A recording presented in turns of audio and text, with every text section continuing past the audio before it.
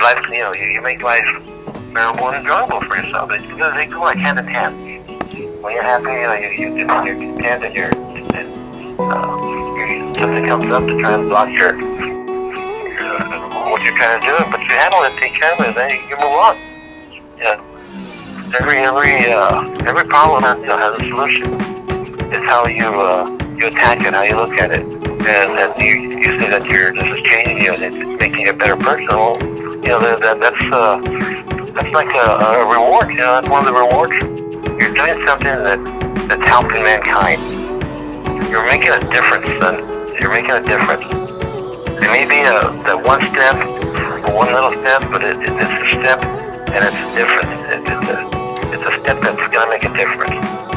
There'll be roadblocks, there'll be hazards, there'll be things that come in your way, but you're in the right frame of mind when these things happen, and you can overcome them.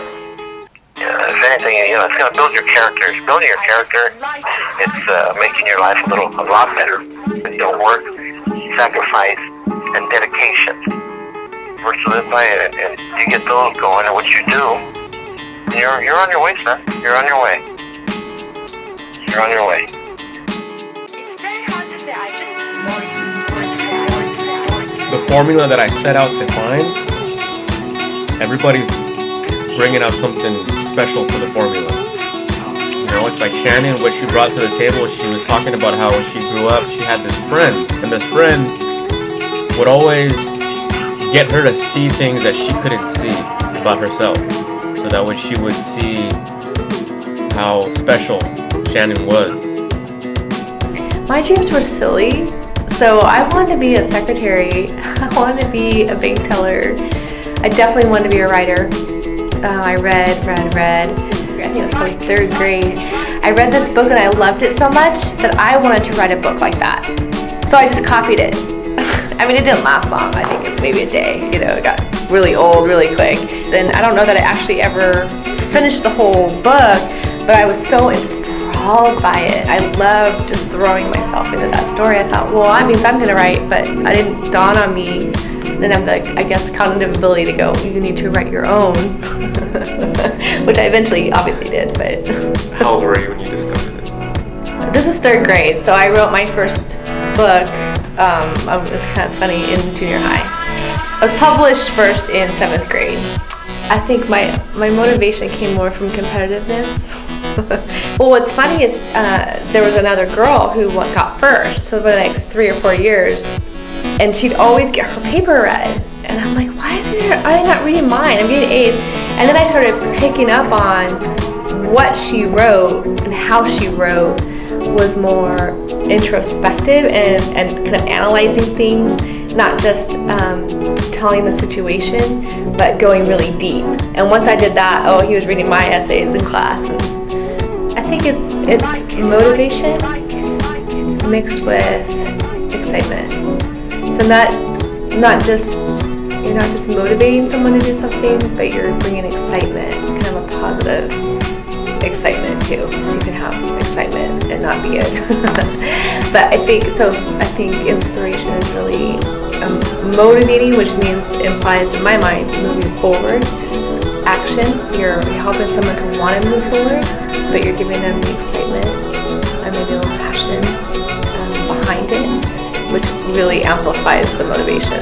I mean, on a personal level, I have a ton of people that inspire me to love and to help other people, to have dreams, to have vision, to do more than just make my life better.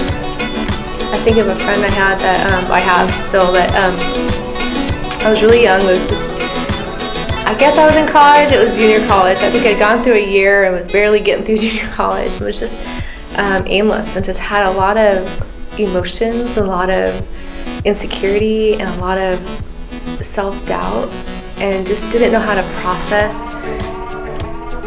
And then I didn't know how to move forward from that. And she just was very unemotional, and meaning non-reactionary to my vulnerability and my being a hot mess and my aimlessness and pain.